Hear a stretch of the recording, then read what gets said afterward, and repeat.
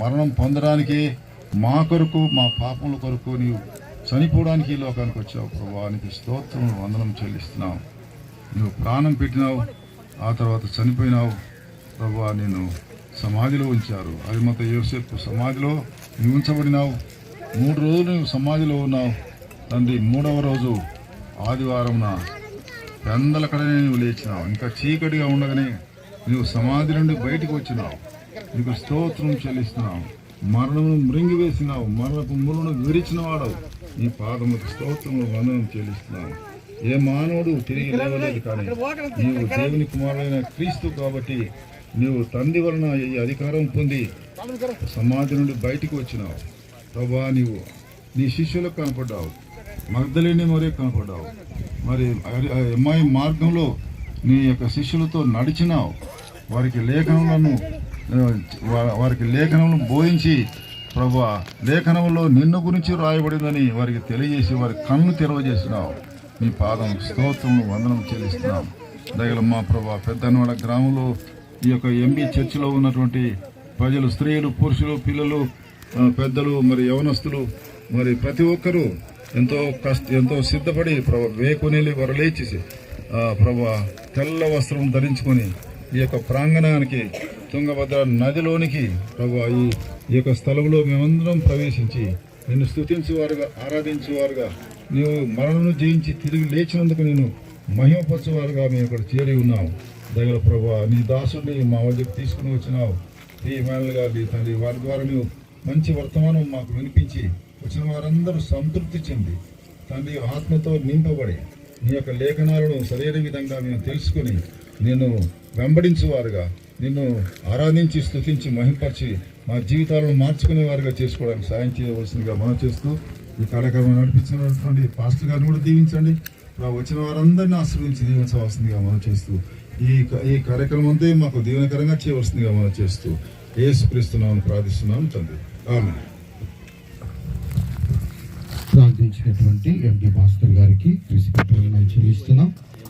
మరి ముఖ్యాంశంలోకి మనం వచ్చి ఉన్నాం. సందేశాన్ని దైవజనులు పి. ఇమ్మానుయేల్ గారు మనకు అందిస్తారు. మనకు అందరూ కూడా అక్కడిక్కడ నిలబడకుండా కూర్చోవలసిందిగా కోరుతున్నాం. సంఘ పెద్దలైన వారు మరి పర్యవేక్షణలో ఉండాలని మనం చేస్తున్నాం. సమయాన్ని మరి అయ్య గారికి అప్పగిస్తున్నాం.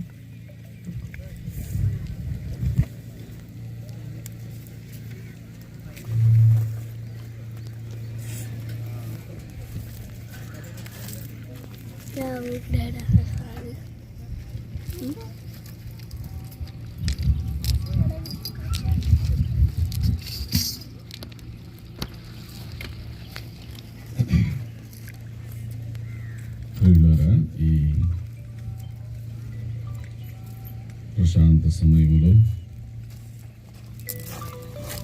దేవుని వాక్యమును వినుటకు దేవుడు మనందరికి ఇచ్చిన మంచి అవకాశాన్ని బట్టి దేవునికి కృతజ్ఞతాస్తుతులు చెల్లిస్తూ ఉన్నాం. మన ప్రభు అయిన యేసుక్రీస్తు యొక్క పునరుద్ధానమును జ్ఞాపకం చేసుకున్నట్టుకు మరి ఈ స్థలానికి వచ్చాము.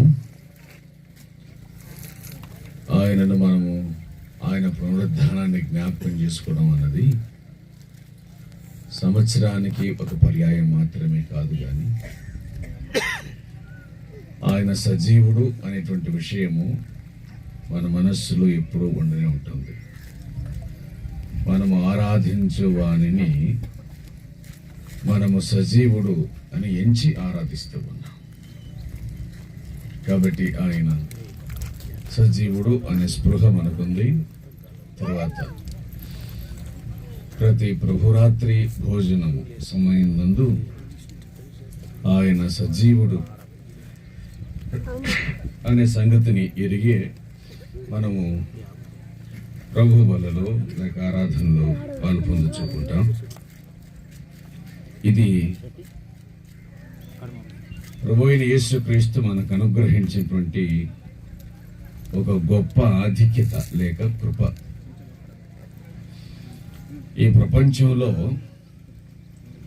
సజీవుడైన దేవుణ్ణి ఆరాధించుచున్న వారము మనం. కనుక అలాగూ ప్రభు యొక్క పునరుత్థానాన్ని జ్ఞాపకం చేసుకునే కృపను ఈ దినం సజీవులమైన మనకు ఆయన అనుగ్రహించి ఉన్నందున ఆయనకు కృతజ్ఞతాస్తుతులు చెల్లిద్దాం. దేవుని వాక్యంలో నుండి కొరింథీ మొదటి పత్రిక 15వ అధ్యాయం. కొరింథీ మొదటి పత్రిక 15వ అధ్యాయం. 1 Corinthians chapter 15 verse 3. 15వ అధ్యాయం 3వ వచనం. నాకు ఇవ్వబడిన ఉపదేశమును మొదట మీకు అప్పగించితిని, అదేమనగా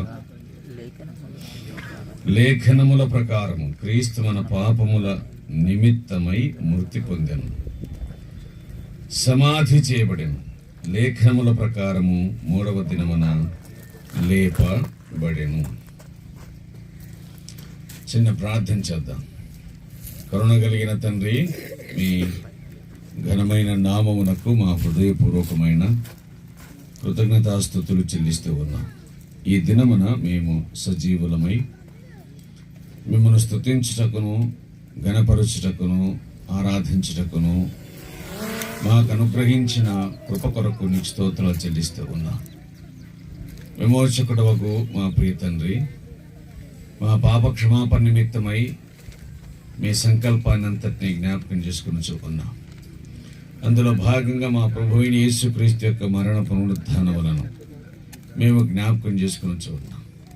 లేఖనముల ప్రకారమై మరణించి సమాధి చేయబడి లేఖనముల ప్రకారమే లేపబడిన యేసును జ్ఞాపకం చేసుకుని ఉన్నాం. ఈ సమయం ముందు నాతో మాట్లాడి మమ్మల్ని దర్శించి జ్ఞాపకం చేసుకుని మహిమను పొందుదురని కృపగలిగిన మీ హస్తాలకు అప్పచెప్పుకొని ఆశీర్వదించమని యేసుక్రీస్తు నామపేట వేడుకొనుచున్నాము తండ్రి, ఆమేన్. యేసుక్రీస్తు ప్రభు తిరిగి లేచుట అన్నటువంటిది లేఖనముల యొక్క నెరవేర్పు అని వ్రాయబడి ఉంది. ప్రభు అయిన యేసుక్రీస్తు తిరిగి లేచుట లేఖనముల యొక్క నెరవేర్పు.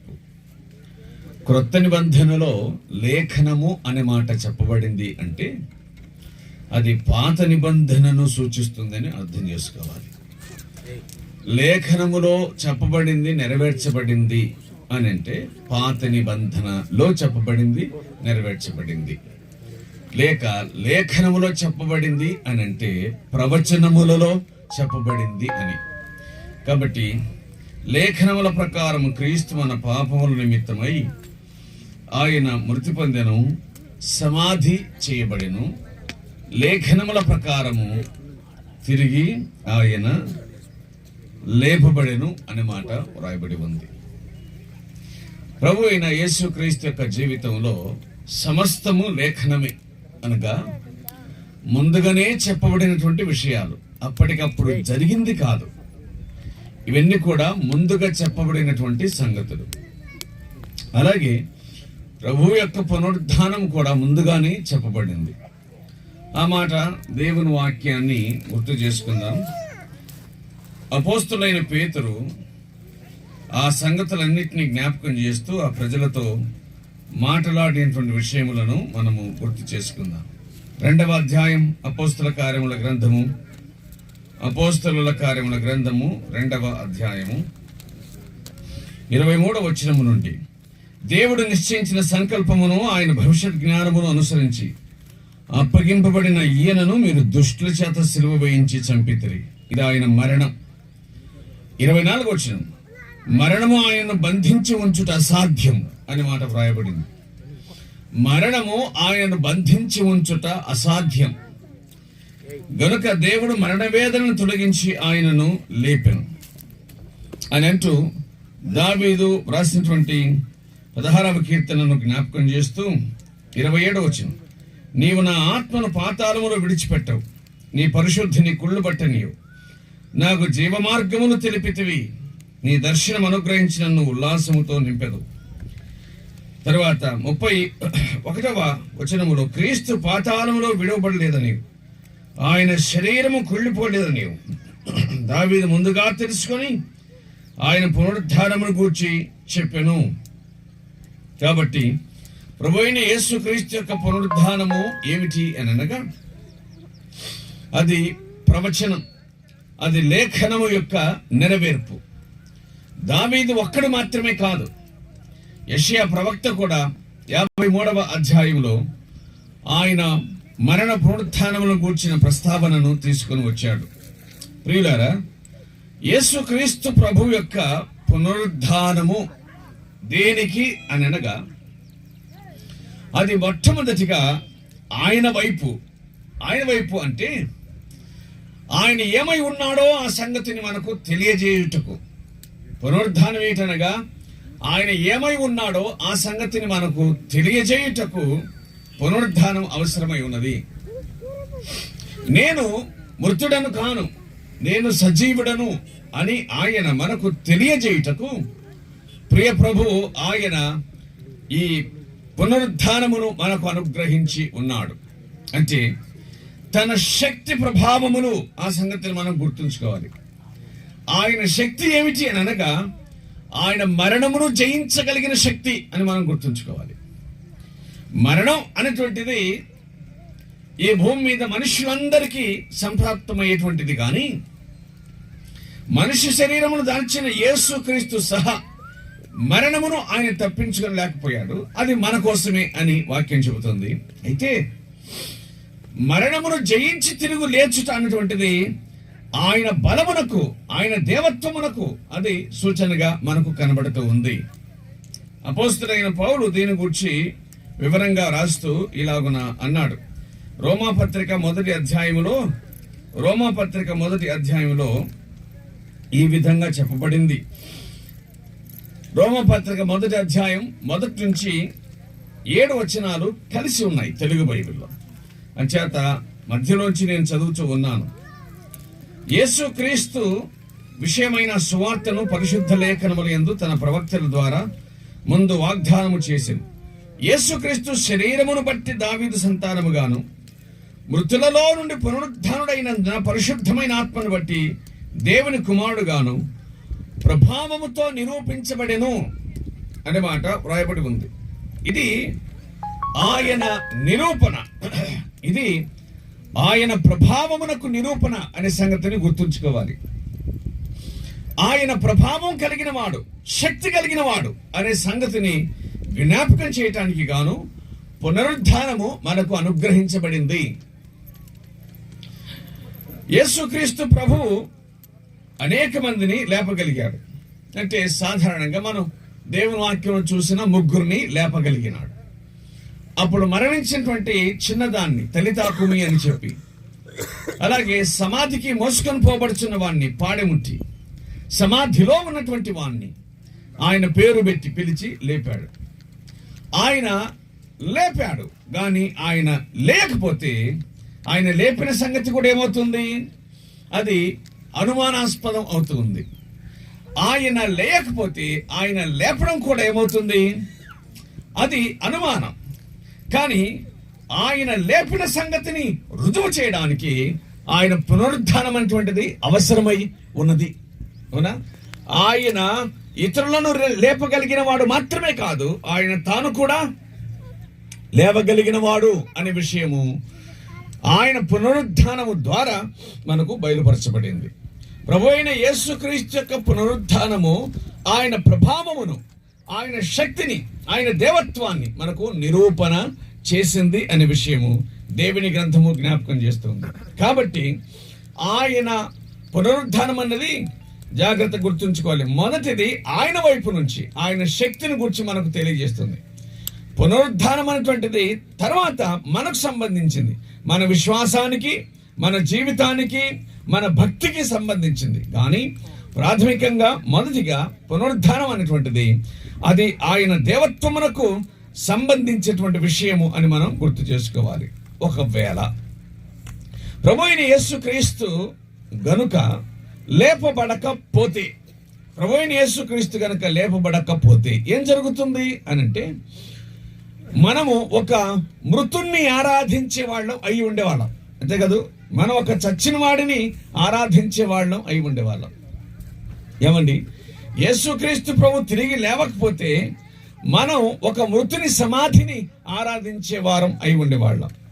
కానీ మనము మృతుని ఆశ్రయించక మృతుణ్ణి ఆరాధించకుండానట్లుగా ఆయన మన పక్షంగా పునరుద్ధానుడు అయ్యాడు అనే విషయం దేవుని వాక్యం చెబుతుంది. అర్థమైంది కదా? ఎందుకంటే యేసుక్రీస్తు ప్రభువే గనుక సజీవుడు కాకపోతే ఆయన మనకు దేవుడు కాజాలడు. ఎందుకంటే ఏ చిన్న అవసరమైనా మనం బతికినోళ్ళ కాడికి పోతామా, సచ్చినోళ్ళ కాడికి పోతామా? అవునా? మనం బతికినోళ్ళ కాడికే పోతాం. వారు ఎవరో అని సంగతి తర్వాత, కానీ వారికి ప్రాణం ఉందా లేదా బ్రతికిన వాళ్ళ దగ్గరికి మనం పోతాం. మనం చచ్చిన వాళ్లను సమాధుల్లో మాత్రమే చూడగలుగుతాం, కానీ బ్రతికిన వాళ్లను సమాజంలో చూడగలుగుతాం. అంటే యేసుక్రీస్తు ప్రభు ఒకరిని లేపిన సంగతిని కొంచెం జ్ఞాపకం చేస్తాను. అదేమిటంటే లూకాసు వార్త 7వ అధ్యాయం ఆ సంగతి వ్రాయబడింది. వాడు చచ్చిన వాడై సమాధిలోనికి, సమాధి చేయబడడానికి, పాతి పెట్టడానికి కొనుపోబడుచు ఉండగా యేసుక్రీస్తు ప్రభు ఊరి బయట నుంచి లోపలికి వస్తూ ఆ పాడెముట్టి వానిని బాగు చేసి మళ్ళా తిరిగి తనతో పాటు ఊరిలోనికి తీసుకొని వెళ్ళాడు. ఇక్కడ మనకు అర్థమైన సంగతి ఏంటంటే బతికినవాడు ఊర్లో, చచ్చినవాడు సమాధుల్లో. అంతే కదా? బ్రతికినవాడు ఊర్లో, చచ్చినవాడు సమాధుల్లో ఉన్నట్లుగా బ్రతికినవాడు ఏమై ఉన్నాడు అనంటే ఆయన మనకు దేవుడై ఉన్నాడు. బ్రతికినవాడు ఆయన మనకు సజీవుడై ఉన్నాడు. బ్రతికినవాడు మన ఆరాధనకు పాత్రుడై ఉన్నాడు. బ్రతికినవాడు ఆయన మనతో సహవాసం చేయడానికి, మనం ఆయనతో సహవాసం చేయడానికి యోగ్యుడై ఉన్నాడు.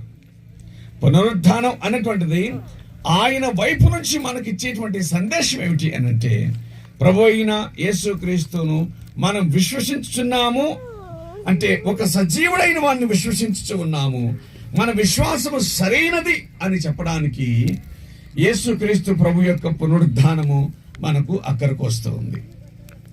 కాబట్టి మనము ఒక గొప్ప ఆనందాన్ని అలాగే సంతోషాన్ని కలిగి ఉన్నాం. కారణం ఏంటంటే మనం ఆరాధించుచున్నటువంటి వాడు ఆయన సజీవుడు, మనం ఆరాధిస్తున్నవాడు మనకు సజీవుడు అని.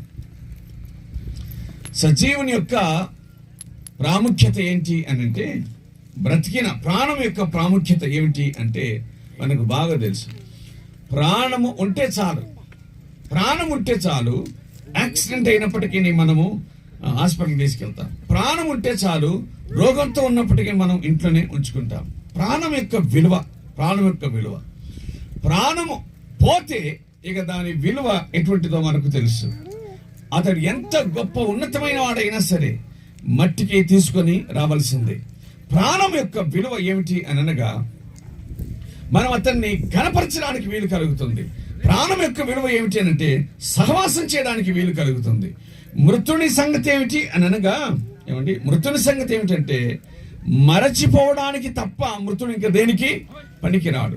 మృతుడు చచ్చిపోయిన వాడు మరచిపోవడానికి తప్ప ఇక దేనికి పనికిరాడు. గాని దేవునికి స్తోత్రము కలుగును గాక. ప్రభు అయిన యేసుక్రీస్తు ఆయన సజీవుడై ఉన్నాడు. ఆ మాట ఇలాగున తానే చెప్పిన సంగతిని మనం జ్ఞాపకం చేసుకుందాం. ప్రకటన గ్రంథము 1వ అధ్యాయము 18వ వచనం రాయబడినటువంటి మాట, నేను మృతుడనైతిని గాని ఇదిగో యుగాయుగములు నేను జీవించుచు ఉన్నాను అని అన్నాడు. నేను మొదటి వాడను, నేను కడపటి వాడను. నేను మృతుడనైతిని గాని యుగాయుగములకు నేను సజీవుడనై ఉన్నాను అని ఆయన అన్నాడు. మరణము యొక్కయు పాతాళం యొక్కయు తాళపు చెవులు నా దగ్గర ఉన్నాయి అని ఆయన అన్నాడు. అంటే మరణం మీద తాను అధికారమును కలిగిన వాడు అనే విషయం దేవుని గ్రంథం మనకు జ్ఞాపకం చేస్తూ ఉంది. ప్రభు అయిన యేసుక్రీస్తు యొక్క మరణమును గూర్చి మనము జ్ఞాపకం చేసుకున్నా కదూ. ఆయన మరణమును గూర్చి దేవుని వాక్యం చెప్పే మాట ఏమిటంటే, ఆయన మరణములో ఉన్న అనేక సంగతులు మనకు గ్రంథస్థం చేసి పెట్టింది దేవుని వాక్యం. ఆయన మరణములో ఉన్న అనేక సంగతులను దేవుని వాక్యం మనకు గ్రంథస్థం చేసింది. దాంట్లో ఏమిటంటే ఇస్కరియోతు యూదా ఆయనను అప్పగించినాడు అని, అలాగే రోమా సైనికులు ఆయనను సిలువ వేసినారు అని, ఇలాగున యేసుక్రీస్తు ప్రభు యొక్క మరణములో ఉన్న వివిధ సంగతులను మనము ఆలోచన చేస్తాం. గాని యేసు ప్రభువే స్వయాన చెప్పినటువంటి మాట ఏమిటనగా యోహాను సువార్త 10వ అధ్యాయము 18వ వచనంలో ఆయన అన్నమాట, ఎవడును నా ప్రాణమును తీసుకున్నాడు, నా అంతటా నేనే దాన్ని పెట్టుచున్నాను, నా ప్రాణమును పెట్టుటకు నాకు అధికారం కలదు. తరువాతి మాట, నా ప్రాణమును తిరిగి తీసుకొనుటకు నాకు అధికారము కలదు అన్నాడు. యేసుక్రీస్తు ప్రభువు యొక్క పునరుద్ధానము ఆయన అధికారాన్ని మనకు చూపిస్తుంది. అంటే ప్రాణం మీద ఆయనకున్న అధికారాన్ని చూపిస్తుంది. ఏమిటి అధికారం అనగా, ప్రాణం పెట్టగలడు, ప్రాణము తిరిగి తీసుకొనగలడు. ప్రాణం పెట్టగలడు, ప్రాణం తిరిగి తీసుకొనగలడు అని అంటే, ఇస్కరియోతు యూదా అప్పగించితే మరణించిన వాడను కానని, అవునా? ఇస్కరియోతు యూదా అప్పగించితే మరణించిన వాడను కానని, రోమా సైనికులు వారు శిలువ వేస్తే చనిపోయిన వాడను కానని, నా ప్రాణమును నేనే పెట్టుచు ఉన్నాను, మరలా నా ప్రాణాన్ని పెట్టడానికి నాకు అధికారం ఉంది, తిరిగి తీసుకుంటూ కూడా నాకు అధికారం ఉంది అని ఆయన రుజువు చేసినాడు. ఆయన మాటలను ఆయన రుజువు చేసినాడు. కాబట్టి యేసుక్రీస్తు ప్రభు యొక్క పునరుద్ధానము ఆయన శక్తిని మనకు చూపించుతూ ఉన్నది. ప్రభువు యొక్క పునరుద్ధానము ఆయన శక్తిని మనకు చూపిస్తూ ఉంది. అలాగే ప్రభు యొక్క పునరుద్ధానము ఆయన ఏమై ఉన్నాడో ఆ సంగతిని గురించి మనకు జ్ఞాపకం చేస్తుంది. ప్రభు యొక్క పునరుద్ధానాన్ని గురించి పేతురు మాట్లాడుతూ చెప్పిన మరొక మాటను జ్ఞాపకం చేసుకుందాం. అది ఏమిటో ఆ మాటను చదివాం. మరణము ఆయనను బంధించి ఉంచుట అసాధ్యము అనే విషయం దేవుని వాక్యం గుర్తు చేస్తుంది. మరణము ఆయనను బంధించి ఉంచుట అసాధ్యం అంటే, సాధ్యాసాధ్యాలు అంటే మనకు తెలుసు. మరణము ఆయనను బంధించి ఉంచుట అసాధ్యం. ఈ ప్రపంచంలో మరణాన్ని జయించిన వాడు ఉండడం అనేటువంటిది అసాధ్యం. అంటే అందరినీ మరణము తన వశము చేసుకునింది. అందరినీ మరణం తన వశం చేసుకుంది. మరణము బంధించలేని వాడు భూమి మీద ఎవడు లేడు. మరణము అందరినీ బంధించేసింది. మరణమును బంధించలేని వాడు భూమి మీద ఎవరు లేరు. కానీ యేసుక్రీస్తు ప్రభు విషయానికి వచ్చేసరికి మరణము ఆయనను బంధించి ఉంచుట అసాధ్యం. ఏమండి, ఇప్పుడు మరణము అంటేనే మనకందరికీ బాధ, దుఃఖం, అవునా? మన మరణం అంటే మనకు భయం, ఇతరుల మరణం అంటే మనకు బాధ మరియు దుఃఖం. కానీ యేసుక్రీస్తు ప్రభు దగ్గరకు వచ్చేసరికి మరణము ఆయనను ఏమీ చేయలేదు. మరణము ఆయనను బంధించి ఉంచుట అసాధ్యం. మీరు వినాలి, మరణము ఆయనను చంపింది కదా అని మనం అనుకోవచ్చు. మరణం ఆయనను చంపింది కదా అనుకోవచ్చు. ఆయనే అన్నాడు, తనను తాను మరణానికి అప్పగించుకుంటే తప్ప అది ఆయన ఏమీ చేయలేదు. నా ప్రాణం పెట్టకు నాకు అధికారం ఉంది, దాన్ని తిరిగి తీసుకుంటకు నాకు అధికారం ఉంది అని అన్నాడు. అని అంటే ఆయన శక్తి ఏమిటో మనం గ్రహించవచ్చు. మరణము అనేటువంటిది మన పాప క్షమాపణ నిమిత్తమై అవసరమై ఉన్నది. అందుకు ఆయన మరణాన్ని అనుభవించినాడు. ఆ మాట అర్థమవుతుంది కదా? హెబ్రీ పత్రిక 2వ అధ్యాయంలో రాయబడినటువంటి మాట, హెబ్రీ పత్రిక 2వ అధ్యాయంలో రాయబడినటువంటి మాట ఉంది కదా, పిల్లలు రక్తమాంసములు కలవారైనందున మరణము ద్వారా అపవాది యొక్క శక్తిని నశింపజేయుట అన్నాడు. 2వ అధ్యాయం 9వ వచనంలో ఆయన ప్రతి మనుషుని కొరకు మరణమును అనుభవించినట్లు యేసుక్రీస్తు ప్రభు మరణమును అనుభవించుట అన్నటువంటిది అవసరం. దేనికి అంటే మన పాప క్షమాపణ నిమిత్తమై ప్రతి మనుషుని కొరకు ఆయన మరణాన్ని అనుభవించుట అవసరమై ఉన్నది అని. అదే బిల్పత్రిక 2వ అధ్యాయం 15వ వచనం రాయబడిన మాట, మరణము ద్వారా అపవాదిని మరణం ద్వారా నశింపచేయుటకు. గుర్తుంచుకోండి ఈ మాటలు. ఆయన ప్రతి మనిషిని కొరకు మరణాన్ని అనుభవించినాడు. అనగా మనం రక్షించబడాలి అనంటే ఆయన మరణం అనేటువంటిది తప్పనిసరిగా అవసరమై ఉన్నది. మనం రక్షణ పొందడానికి వీలుగా ఆయన మరణం మనకు అవసరమై ఉన్నది. కానీ అదే సమయమునందు మరణం ద్వారా ఒక దెబ్బకు 2 పెట్టెలు అన్నట్టుగా మొదటిది ఏమిటి అని అంటే మన రక్షణకు ఆయన మరణం అవసరమైంది. తర్వాత అపవాది శక్తిని అంతం చేయాలంటే మరణం ద్వారా మాత్రమేది సాధ్యం అని వ్రాయబడింది. అపవాది శక్తిని అంతం చేయడానికి మరణం ద్వారా మాత్రమే సాధ్యం. మీరు జాగ్రత్తగా వినండి. ఒక మనిషి చచ్చిపోయినాడంటే ఇక అతడు ఏం చేస్తాడో అదంతా సమాప్తమని అర్థం కాదు. ఒక మనిషి చనిపోయినాడు అంటే అతని శక్తికి, అతని పలుకుబడికి, అతని మాటకు, ఒకటేమిటి అతని రాజకీయానికి, అతని ధనానికి, మొత్తం అన్నిటికీ సమాప్తం. మరణం అన్నిటికీ సమాప్తం. మరణించినాడు అని అంటే మరణం చేత ఓడిపోయినాడు అని అర్థం అన్నమాట. ఇక మరణమే అతన్ని జయించింది. ఇంతకు ముందు అతడు అన్నిటిని జయించి ఉంటాడు, కానీ ఇప్పుడు మరణం అతన్ని జయించింది అని అర్థం. ఒకడు చచ్చిపోయాడు అనంటే. కానీ యేసుక్రీస్తు ప్రభు దగ్గరకు వస్తే ఆయన మరణము ద్వారా అపవాదిని జయించినాడంట. మరణం అంటే అందరూ ఓడిపోయేటువంటి విషయం. మరణం అని అనగా అది అందరిని జయించేటువంటిది. కానీ యేసుక్రీస్తు ప్రభు దగ్గరకు వచ్చేసరికి మరణం ద్వారా కలిగినటువంటి ఫలితం ఏంటంటే అపవాదిని జయించినాడు, అపవాది బలమును నాశనం చేసినాడు, మరణం ద్వారా అపవాదిని జయించినాడు అనేటువంటి విషయం దేవుని వాక్యం మనకు గుర్తు చేస్తుంది. కాబట్టి ఆయన సైడ్ ఏమిటి అనంటే మరణము ద్వారా ఆయన ఎంత శక్తిమంతుడో అనే సంగతిని గుర్తు చేసినాడు. అలాగే పునరుత్థానము ద్వారా ఆయన శక్తి ఇంకా ఎంత గొప్పదో ఆ సంగతిని జ్ఞాపకము చేసి ఉన్నాడు. ప్రియులారా, మన ప్రభు అయిన యేసుక్రీస్తు ఆయన మరణిమిత్తమై మరణించి సమాధి చేయబడి తిరిగి లేచుట అనేటువంటిది ప్రవచనం. అది లేఖనముల యొక్క నెరవేర్పు అనే విషయం దేవుని గ్రంథం మనకు జ్ఞాపకం చేస్తుంది. మరణము ద్వారా తన్ను తాను సజీవునిగా ఆయన చేసుకుని ఉన్నాడు. లూకాసు వార్తలో లేక మత్తయి వార్త 28వ అధ్యాయానికి వెళితే అక్కడ వ్రాయబడినటువంటి మాటలను మనము చదువుదాం. ఆయన ఇక్కడ లేడు, తాను చెప్పినట్లే ఆయన లేచి ఉన్నాడు. 6వ వచనం, ఆయన ఇక్కడ లేడు, తాను చెప్పినట్టు ఆయన లేచి ఉన్నాడు. రండి, ప్రభు పండుకొన్న స్థలమును చూడండి అని చెప్పి దేవుని దూత ఆ స్త్రీలతో తెలియజేసినాడు. ఆయన ఇక్కడ లేడు, ఆయన తాను చెప్పినట్లే తిరిగి లేచి ఉన్నాడు. మీరు వినాలి. మనము మరణం ముందు మనుషులు చెప్పే మాటలను వింటూ ఉంటాం.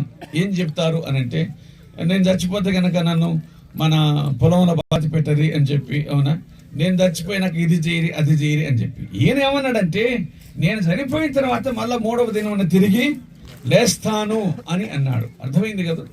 ఈయన ఓటమితో కూడిన మాటలు కాదు. ఆయన ఏడ్చుచున్నటువంటి స్త్రీల వైపు చూచి ఆయన ఇట్లా అన్నాడు, నా కోసం మీరు ఎందుకు ఏడుస్తారు? నేను మళ్ళీ తిరిగి లేస్తాను, నా కోసం మీరు ఎందుకు ఏడుస్తారు?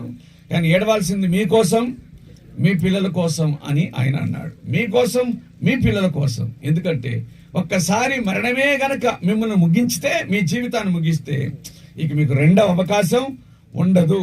ఒక్కసారి మరణమే గనక మిమ్మల్ని ముగించితే రెండవ అవకాశం ఉండదు. అంచేత మీకోసం మరియు మీ పిల్లల కోసం మీరు ఏడవండి అని ప్రభువు చెప్పాడు. కానీ ఆయన తన గురించి చెప్పిన మాట ఏమిటంటే, నేను 3వ దినమున తిరిగి లేస్తాను అని అన్నాడు. కానీ ఈ స్త్రీలు దేనికి సమాధి దగ్గరికి వెళ్ళారు? స్త్రీలు దేనికోసం సమాధి దగ్గరికి వెళ్ళారు అని అంటే, ఆయన దేహమునకు సుగంధ ద్రవ్యాలు పూద్దామని చెప్పి వారు సమాధి దగ్గరకు వెళ్ళినారు. బాగా వినండి, ఆయన దేహమునకు సుగంధ ద్రవ్యాలు పూద్దామని చెప్పి సమాధి దగ్గరకు వెళ్ళినారు. ఆయన ముందుగానే చెప్పిన మాట ఏమిటంటే, నేను మరలా తిరిగి లేస్తాను అన్నాడు. ఇప్పుడు ఒకవేళ వీరు సుగంధ ద్రవ్యాలను సిద్ధపరుచుకున్నారు, కానీ ఆయన సమాధిలో ఉండింటే ఎవరికి పూసేవాళ్ళు అంటే ఒక మృతదేహానికి పూసేవాళ్ళు. అర్థమైంది కాదు? మృతదేహానికి సుగంధ ద్రవ్యాలు పూసి మృతదేహానికి సువాసనను కలిగించేటువంటి వాళ్ళు. ప్రస్తుతం ప్రపంచంలో ఉన్న భక్తి అంతా ఏమిటంటే మృతదేహం నుండి వచ్చేటువంటి సువాసనే. అర్థమైందా? అది కూడా దాని నుంచి వచ్చేది కాదు, అది కుళ్ళిపోతుందనే సంగతిని తెలిసి దాని భక్తుడు చేసేటువంటి ఆర్భాటము సుగంధ ద్రవ్యాలు రాయటం మినహాయించి ఇంకంతకంటే ఏమీ లేదు. కానీ దాని నుంచి ప్రియ ప్రభు మనల్ని బయటపడివేసి ఆయన ఇట్లన్నాడు, నేను 3వ దినమున తిరిగి లేస్తాను. మీరు నా దగ్గరకు వస్తే చచ్చిన వాసన కాదు, మీకు బ్రతికిన వాసన వస్తుంది అని ఆయన చెప్పాడు. ప్రపంచంలో ఉన్నటువంటి ప్రతి సమాధి మూయబడి ఉండగా తెరవబడిన ఏకైక సమాధి యేసు సమాధి. ప్రపంచంలోని ప్రతి సమాధి మూయబడి ఉండగా తెరవబడిన ఏకైక సమాధి యేసు సమాధి. ప్రియులారా, ఏం చెప్పదలుచుకున్నాడు ఆయన తన పునరుద్ధానం ద్వారా అనంటే, ఆయన మరణం మీద జయమును కలిగిన వాడు అనే సంగతిని దేవుని వాక్యం మనకు జ్ఞాపకం చేస్తుంది. ఆయన ఆ సంగతిని చెప్పదలిచాడు. కాబట్టి దేవుని దూతలు అంటున్నారు, ఆయన తాను చెప్పినట్టే లేచి ఉన్నాడు. ఆయన తాను చెప్పినట్లే లేచి ఉన్నాడు. అర్థమైందా? ఆయన తాను చెప్పినట్టుగా లేచి ఉన్నాడంటే ఆయన తన మాట నెరవేర్చినాడు. ఆయన మాట నిజం. ఆయన ఏం చెప్పాడో అది నిజం. ఆయన మాట ఒక్కటి కాదు నిజం, ఆయన చెప్పిన ప్రతి మాట నిజం. కాబట్టి తాను చెప్పినట్లే ఆయన తిరిగి లేచి ఉన్నాడు. రండి, ప్రభు పండుకొన్న స్థలమును చూచి మీరు త్వరగా వెళ్ళి ఈ సంగతిని చెప్పండి అన్నాడు. దేవుని దూత ఏమన్నాడంటే, రండి ప్రభు పండుకొన్న స్థలాన్ని చూడండి అని అన్నాడు. ప్రభు పాతి పెట్టబడిన స్థలం అని కాదు. ఏంటది? పండుకున్న స్థలం. పండుకున్న స్థలం అంటే అర్థం ఏంటి? పండుకున్నాడు, మనిషి పడుకున్నాడు అంటే ఏమని అర్థం? మళ్ళీ తిరిగి లేస్తాడని, అంతే కదా, మళ్ళీ తిరిగి లేస్తాడని. మనిషి పాతి పెట్టబడతాడు, ప్రభు పండుకున్నాడు. ఆయన సమాధిలో వండినవాడు, సమాధిలో పరుండినవాడు, 3వ దినమున తిరిగి లేచినవాడు. దానిని గురించి పేతురు మాట్లాడుతూ, నీ పరిశుద్ధుని కుళ్ళుబట్ట నీవు, ఆయన సమాధి కుళ్ళుపట్టలేదు అనే సంగతి దేవుని వాక్యం గుర్తు చేస్తూ ఉంది. ప్రియులారా, ఆయన చనిపోయాడనేటువంటిది వాస్తవం. సమాధిని నీ పరిశుద్ధిని కుళ్ళుబట్టనేవు, ఆయన దేహం కుళ్ళుబట్టలేదు అని అంటే చచ్చిపోలేదు అని అనుకోవడానికి వీలు కాదు. ఎందుకంటే ఈ డెత్ సర్టిఫికెట్ అనేటువంటిది ఇప్పుడు పుట్టింది కాదు. ఆ డెత్ సర్టిఫికెట్ అనేటువంటిది పిలాతే అడిగినాడు. ఎవరిని? రోమా శతాధిపతిని. అరిమతయి యోసేపు వెళ్ళి యేసు దేహాన్ని నాకిమ్ము అని అడిగితే, ఆయన అప్పుడే చనిపోయినా, అంతులోనే చనిపోయినా అని ఆ రోమా శతాధిపతిని పిలిపించుకొని వివరంగా కనుక్కున్న తర్వాతే ఆ ప్రభు యొక్క శవమును పిలాతు అరిమతయి యోసేపునకు ఇచ్చినాడు. అర్థమైంది కాదు? కాబట్టి సమాధిలోనికి వెళ్ళింది చనిపోయినటువంటి యేసు యొక్క మృతదేహం, కానీ అది మరలా తిరిగి లేచింది. ప్రభు తిరిగి లేచినాడు. ఆయన పండుకొన్న స్థలం చూడండి అని చెప్పి వారికి పునరుద్ధానపు వార్తను ఆయన ప్రకటించినాడు. ప్రియులారా, ఎంత గొప్ప సంతోషం వారికి అని అంటే, తాము ఆరాధించినటువంటి ప్రభు ఆయన మృతుడు కాదని, ఆయన సజీవుడు అనేటువంటి సత్యమును వారు గ్రహించగలిగి ఉన్నారు. ప్రభువును మేము ఆరాధించున్నాం కదా, మేము ఆరాధించిన వాడు సజీవుడు అనేటువంటి సత్యం వారు గ్రహించి, ఇంతవరకు మేము వెంబడించిన వాడు, మేము పరిచయం చేసిన వాడు తిరిగి లేచి ఉన్నాడు అనే సంతోషంతో వారు మరలా తిరిగి వెళ్ళి తమ విశ్వాసంలో మరింత బలపడ్డారనే సంగతిని మనం గ్రహించగలుగుతున్నాం. కనుక ప్రభు అయిన యేసు క్రీస్తు యొక్క పునరుద్ధానం అనేటువంటిది ఆయన శక్తిని మనకు గుర్తు చేస్తుంది. ప్రభు అయిన యేసు క్రీస్తు యొక్క పునరుద్ధానం ఆయన ప్రభావమును నిరూపణ చేస్తూ ఉంది. ప్రభు అయిన యేసు క్రీస్తు యొక్క పునరుద్ధానం ఆయన మాటను రుజువు చేసింది. ప్రభు అయిన యేసు క్రీస్తు యొక్క పునరుద్ధానం ఆయన సజీవుడైనటువంటి దేవుడు అనే సంగతిని మనకు జ్ఞాపకము చేస్తూ ఉంది. ఇంత గొప్ప రక్షకుణ్ణి, ఇంత గొప్ప దేవుణ్ణి మనం కలిగి ఉన్నాం. మరలా మనమందరం సంతోషించవలసినటువంటి విషయం ఏమిటి అని అంటే, మనము ఆరాధించుతున్నటువంటి వాడు, చెప్పాలి మీరే, మనం ఆరాధిస్తున్న వాడు సజీవుడు, మనం ఆరాధించున్నవాడు సజీవుడు, మనం ఆరాధించినటువంటి వాడు సజీవుడు. అందుని బట్టి దేవునికి కృతజ్ఞతాస్తుతులు చెల్లించాలి. ప్రియులారా, మనము ఆయనకు దొరకడం కాదు, ఆయనే మనల్ని ఏర్పాటు చేసుకున్నాడు. మనం ఆయనను కనుగొనటం కాదు. మీరు నన్ను ఏర్పాటు చేసుకోలేదు, నేనే మిమ్మల్ని ఏర్పాటు చేసుకున్నాను అని ఆయన అన్నాడు. కాబట్టి ఆ ప్రియరక్షకుడు ఆయన మనలను ఏర్పాటు చేసుకున్నాడు. ఆయనే మనకు దొరికినాడు. అలాగున ఆయనే మనకు దొరికినట్లుగా తానే ఆయనే మనకు వాగ్దానం చేశాడు. మనం ఆరాధించినటువంటి వాడు సజీవుడు అనే సంగతి దేవుని వాక్యం మనకు జ్ఞాపకం చేస్తుంది. యేసుక్రీస్తు యొక్క పునరుద్ధానము లేఖనములను నెరవేర్చింది. యేసుక్రీస్తు యొక్క పునరుద్ధానమును, యేసుక్రీస్తు ప్రభు యొక్క పునరుద్ధానం ఆయనను అనుసరించిన శిష్యులను బలపరిచింది. యేసుక్రీస్తు ప్రభు యొక్క పునరుద్ధానము ఆయన శిష్యులను కార్యోన్ముఖులనుగా చేసింది. అంటే వారు ఏం చేయాలో ఆ సంగతిని చేసేటట్లుగా చేసింది. 28వ అధ్యాయంలో మనం చదివామే, ఆయన ఇక్కడ లేడు. ఆయన తాను చెప్పినట్టుగానే మీరు ముందుగా గలిలయకు వెళుచు ఉన్నాడు ఆయన, కాబట్టి మీరు ఆయనను అక్కడ చూస్తారు అని దేవుని దూత తెలియజేశాడు అని అంటే, ప్రతి డీటెయిల్ ఆయన పునరుద్ధానములైనటువంటి ప్రతి విషయాన్ని స్పష్టంగా ఆయన నెరవేర్చాడు అనే విషయం దైవ గ్రంథం మనకు జ్ఞాపకం చేస్తుంది. మంచిది. మన ప్రభు అయిన యేసు క్రీస్తు యొక్క పునరుద్ధానము వలన ఆయన ఏమై ఉన్నాడో అనే సంగతులు, మన ప్రభు అయిన యేసు క్రీస్తు యొక్క పునరుద్ధానం వలన ఆయన ఏమై ఉన్నాడో అనే సంగతులు మనకు అర్థమయ్యాయి. అయితే మన పట్ల మనమేం చేయాలి, మన విషయంలో ఆయన పునరుద్ధానం తీసుకొని వచ్చే మేలేమిటి అనే సంగతిని తర్వాత గ్రహిద్దాం. కానీ వాటిలో ఒకటి ఏమిటి అంటే, ఇందాక ఆ మాటను చదివాం. ఏమిటది అని అంటే, మత్తయి సువార్త 28వ అధ్యాయంలో 7వ వచనంలో, త్వరగా వెళ్ళి ఆయన మృతుల నుండి లేచి ఉన్నాడని ఆయన శిష్యులకు మీరు తెలియజేయండి అని అన్నాడు. దేవుని దూత ఆయన శిష్యులకు తెలియజేయమన్నాడు. ఎందుకంటే వారిలో కొందరు అనుమానంగా ఉన్నారు, ఇంకా ఆయన తిరిగి లేచాడనే సంగతి ఆయన శిష్యులకు తెలియజేయండి అని దేవుని దూత ఆ స్త్రీలతో చెప్పాడు. అయితే వినండి, ప్రభు ఆయన తిరిగి లేచిన తర్వాత పరలోకమునకు ఆరోహణం అవుతూ ఆయన ఇట్లన్నాడు, మీరు వెళ్ళండి, సర్వ సృష్టికి మీరు సువార్తను చెప్పండి అని అన్నాడు. ఏమిటి సువార్త అంటే, క్రీస్తు లేఖనముల ప్రకారముగా ఆయన మరణించను, సమాధి చేయబడెను, ఆయన తిరిగి లేచను. అది లేఖనము అని దేవుని వాక్యం సెలవిస్తుంది. లేఖనముల ప్రకారంగా ఆయన మరణించాడు మన పాప నిమిత్తమై. లేఖన ప్రకారంగా ఆయన సమాధి చేయబడ్డాడు, అది నిజం. ఆయన మరణాన్ని నిజం చేసేది. సమాధి ఎవరికి? చనిపోయిన వాళ్ళక, బతికిన వాళ్ళకంటే మరణించిన వాళ్ళకు.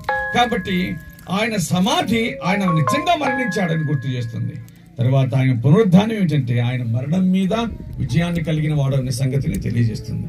మీరు వెళ్ళి సర్వ సృష్టికి సువార్తను ప్రకటించండి అని దేవుని వాక్యం సెలవిచ్చిన మాట ప్రకారంగా ఆయనను ఈ ఒక్కరోజే కాదు చెప్పాల్సింది, ఆయన పునరుద్ధానము గురించి ప్రకటించాల్సిన సమయం ఈ ఒక్కరోజే కాదు, కానీ మనము ఆయనను గూర్చి ప్రకటించవలసిన అవసరత ప్రతి దినము ఉంది అనే సంగతిని జ్ఞాపకం చేసుకుందాం. కానీ సమయ సందర్భాన్ని బట్టి ఈ దినం ప్రభు యొక్క పునరుద్ధానమును గురించి చెప్పవలసిన ఆవశ్యకత మన మీద ఉన్నది. మరి ఎరగని వారికి అని కాదు, కానీ ప్రతిసారి ఆయన మాట, అనుదినము ఆయనను గురించి ప్రకటించండి అనే మాట ప్రకారంగా ప్రభు అయిన యేసుక్రీస్తును గురించిన సువార్త, ఆయన మరణాన్ని, ఆయన సమాధిని, ఆయన పునరుద్ధానాన్ని గురించి చెప్పవలసిన ఆవశ్యకత మనకుంది. కాబట్టి మన ప్రభు అయిన యేసు క్రీస్తు యొక్క పునరుద్ధానం గురించి ప్రకటించడానికి సిద్ధపడదాం. మంచిది. యేసు క్రీస్తు ప్రభు యొక్క పునరుద్ధానం ఏమిటి, దేనికోసం అనగా పౌలు రాస్తూ ఇలాగన్నాడు. రోమా పత్రిక 4వ అధ్యాయము ఆఖరి వచనంలో ఆయన చెప్పిన మాట ఏమిటంటే, రోమా పత్రిక 4వ అధ్యాయం ఆఖరి వచనము, రోమా పత్రిక 4వ అధ్యాయం ఆఖరి వచనంలో, ఆయన మన అపరాధం నిమిత్తమై అప్పగించబడి, ఆయన మన అపరాధం నిమిత్తమై అప్పగించబడి, తర్వాతి మాట, మనల్ని నీతిమంతులుగా తీర్చుటకు ఆయన తిరిగి లేచెను. రోమా 4:25లో, ఆయన మన అపరాధం నిమిత్తమై అప్పగించబడి మనల్ని నీతిమంతులుగా తీర్చుటకు ఆయన తిరిగి లేచి ఉన్నాడు. దేవునికి స్తోత్రం. ఆయన మనలను రక్షించడానికి మరణించాడు, మనల్ని నీతిమంతులుగా తీర్చుటకు ఆయన తిరిగి లేచినాడు. ఈ మాట గుర్తుంచుకుందాం. అదేంటంటే, ఆయన మనల్ని రక్షించడానికి ప్రాణం పెట్టాడు.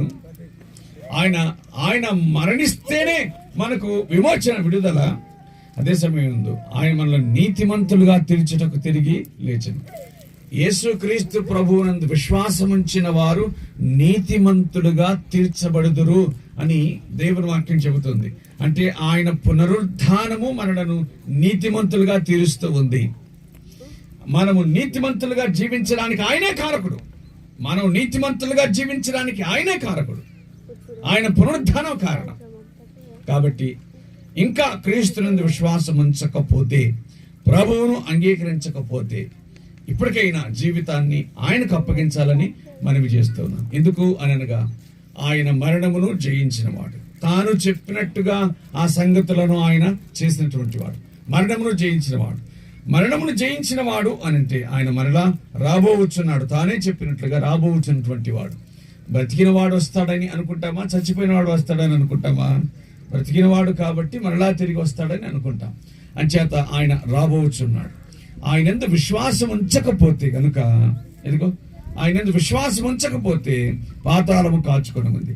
ఆయనందు విశ్వాసం ఉంచితే దేవుని రాజ్యం నీ కోసం సిద్ధపరచబడి ఉంది. అంచేత ఇది ఒక ఆచారంగా కానీ, లేకపోతే అలవాటుగా కానీ మనం ఇందులో పాల్గొనడం కాదు. కానీ ఒకవేళ ఇప్పటికే ప్రభువునందు విశ్వాసం ఉండి ఉంటే ధన్యులు. కానీ ఇంకా జీవితాన్ని ఆయనకు అప్పగించకపోతే, ప్రభువునకు జీవితాన్ని అప్పగించి పాపక్షమాపణ పొందాలని, మరి మారు మనసు పొందాలని, దేవునికి హృదయంలో చోటు ఇవ్వాలని దేవుని పేరట మనవి చేసి ఉన్నాను. ప్రభు ఈ మాటలను మన వినికిడిలో దీవించును గాక. ఆమేన్. ప్రార్థన చేద్దాం. తలవంచండి, ప్రార్థన చేద్దాం. సర్వకృపానిధియు మిక్కిలి కనికరమును అత్యంత దయా జాలి కలిగిన పరలోకమందున మా తండ్రి, ఈ పరిశుద్ధమైన నామమునకు మా హృదయపూర్వకమైన కృతజ్ఞతాస్తుతులు చెల్లిస్తూ ఉన్నాము. ఈ సమయమునందు మా తండ్రి, మేము మీ పాదశంలో ఉండకు చేసిన సహాయం కొరకు మీకు స్తోత్రాలు. మా ప్రభు అయిన యేసు క్రీస్తు యొక్క పునరుద్ధానమును గురించి మేము జ్ఞాపకం చేసుకున్నట్టుకు మాకు ఇచ్చిన అవకాశం కొరకై మీకు కృతజ్ఞతాస్తుతులు చెల్లిస్తున్నాం. ఆయన మా పాపం నిమిత్తమై చనిపోయి సమాధి చేయబడి తిరిగి లేచింది. ఆయన మా అపరాధ నిమిత్తమై అప్పగించబడి మమ్మల్ని నీతిమంతులుగా తీర్చుటకు తిరిగి లేచింది. మీ వాక్యం నందు గ్రహించుకోన్నాం. కాబట్టి మా ప్రియ తండ్రి, మీ కుమారుని శక్తి నెరిగినటువంటి మేము మీకు ఇష్టలుగా జీవించాలనే విషయాన్ని మాకు గుర్తు చేసినందుకు మీకు స్తోత్రం. ఇంకా ఇక్కడ విశ్వసించని వారి కొరకు ప్రార్థన, వారిని మీరు దర్శించండి, తమ జీవితాలు మీకు అప్పగించడం కృప చూపించండి. విశ్వసించిన వారు ప్రతి చోట మీకు సాక్షిగా జీవించినట్లుగా సహాయం చేయమని వేడుకొనుచున్నాం. జరగవలసిన కార్యములు మీరు ముందు నడిపించి మహిమ పొందరని మనవులు ఆలకించమని మా రక్షకుడు యేసుక్రీస్తు నామమున వేడుకొనుచున్నాము తండ్రి. ఆమేన్.